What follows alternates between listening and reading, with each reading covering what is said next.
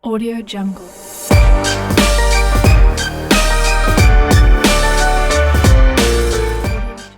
Assalamualaikum warahmatullahi wabarakatuh. Hai sahabat Bawaslu, selamat datang di podcast Bawaslu Kabupaten Kolaka Utara. Bersama saya Hestuti. Hai, apa kabar hari ini? Semoga sehat dan bahagia semua, amin ya rabbal alamin. Baik sahabat Bawaslu, topik kita kali ini adalah mengenal lebih dekat Bawaslu Kabupaten Kolaka Utara. Dan untuk itu kita akan berbincang-bincang dengan salah satu komisioner yang membidangi Divisi Sumber Daya Manusia dan Organisasi. Assalamualaikum Pak Senul. Waalaikumsalam warahmatullahi wabarakatuh. Apa kabar hari ini Pak? Alhamdulillah sehat walafiat. Boleh memperkenalkan diri dong Pak sebelum kita ngobrol lebih jauh. Baik, perkenalkan saya Zainul Muluk, biasa dipanggil Zainul. Saya alumni tahun 2001 Fakultas Sastra Universitas Hasanuddin.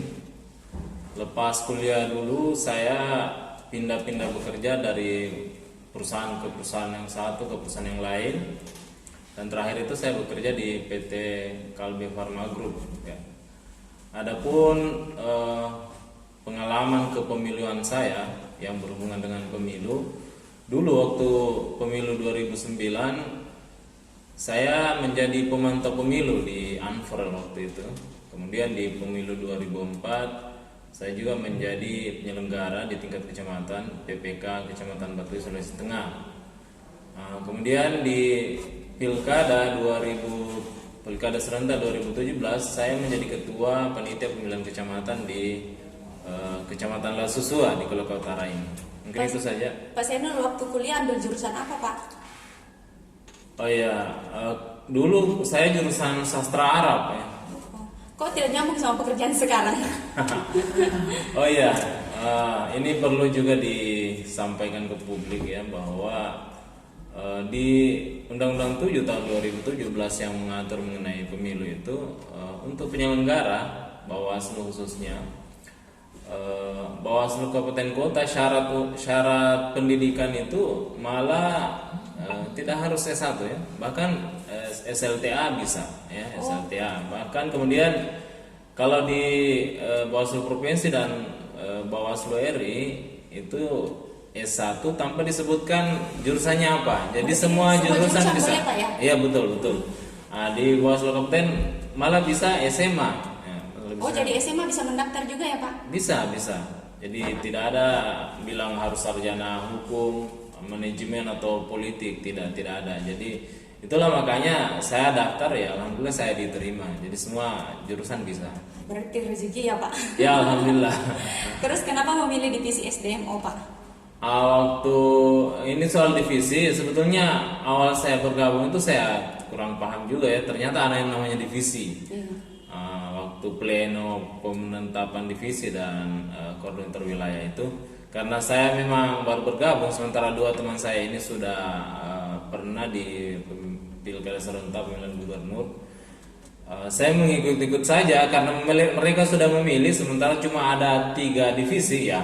Mereka sudah ambil satu, tinggal saya ya, apa yang ada itu saja saya itu saja yang ya saya ambil karena belum dipilih divisi itu. Divisi SDMO itu mengurus apa saja Pak? Oh ya, ini dijelaskan ya di dalam Perbawaslu nomor 1 tahun 2020 mengenai fungsi yang diemban oleh Divisi Sumber Daya Manusia dan Organisasi. Jadi SDMO itu mengkoordinasikan fungsi pertama perencanaan anggaran pemilu maupun pemilihan. Kemudian fungsi pembentukan panwas kecamatan, kemudian fungsi tata laksana dan kesekretariatan. Jadi bagaimana supaya di kantor itu berlangsung tertib administrasi. Kemudian fungsi pendidikan dan pelatihan pengawasan bagi panwas kecamatan dan jajarannya termasuk sekretariatnya. Kemudian fungsi pembinaan kepada panwas kecamatan sampai di pengawas TPS itu menjadi domain SDMO. Kemudian pengelolaan basis data pengawasan, pengelolaan basis data pelaksanaan tugas, wewenang dan kewajiban Bawaslu Kabupaten Kota. Kemudian juga pengelolaan serta pelayanan data dan informasi, dan terakhir itu adalah fungsi penyiapan laporan pemilu dan pemilihan, kemudian laporan tahunan dan laporan akhir SDMO. Oh, tantangan apa saja yang Bapak rasakan selama menjadi Kordip SDMO Bawaslu Kabupaten Kolaka Utara? Oh iya ya, jadi pertama-tama kami masuk di Bawaslu Kabupaten Kolaka Utara itu, ya memang andaikan tidak ada pelatihan yang dibuat oleh Bawaslu Provinsi, dan ya termasuk saya banyak membaca regulasi ya. Saya memang awalnya buta ya, nanti lama-lama baru wawasan kepengawasan itu terbuka. Tantangannya antara lain pertama, kami kan mengurusi misalnya pembentukan Panwas Kecamatan. Ini ternyata waktu di pemilu 2019 itu tidak dilakukan perekrutan secara terbuka ya, tapi karena waktu itu jarak antara pemilihan gubernur dengan pemilu itu beririsan, dan waktu itu purna tugasnya Panwas untuk Pilgub baru beberapa bulan, sehingga mereka hanya dipanggil saja, diklarifikasi dan diverifikasi, hanya ditanya kesediaan mereka ya. Berarti tidak ada pendaftaran ya Pak? Kita mengundang saja Panwas yang baru-baru saja itu yang bertugas di Pilgub, sehingga kita tidak mengevaluasi bagaimana kinerja mereka waktu di Pilgub. Jadi kalau andai kan dibuka secara luas, mungkin kita bisa banyak pendaftar, sehingga kita bisa punya banyak pilihan ya. Bisa diseleksi lebih. Iya, lebih banyak pilihan untuk diseleksi ya. Iya. Tapi kalau ini kan Panwas yang di Pilgub saja yang kita undang, kemudian hanya ditanya kesediaannya. Kemudian yang kedua, menurut evaluasi saya bahwa Panwas Kecamatan, termasuk pengawas desa kelurahan, termasuk pengawas TPS, masih menjadikan pekerjaan sebagai pengawas ini adalah second line ya. Jadi bukan pekerjaan utama. Dia tidak mendapatkan porsi waktu utama, tapi porsi sisa-sisa waktu dari pengawas kecamatan itu. Jadi dia tidak diprioritaskan, sehingga ya namanya saja hal yang di nomor 2 kan, jadi kita tidak terlalu serius, tidak terlalu fokus ya, tidak. Kemudian cara kerjanya masih sangat normatif, belum ada kreativitas sama sekali. Dan tantangan yang paling berat ketika itu adalah di pemilu 2019, karena regulasi untuk pengawas kecamatan, pengawas desa, pengawas TPS itu kan usianya harus umur 25 tahun dan lulusan SMA. Nah, sementara kan di desa-desa itu sangat langka sumber daya seperti ini.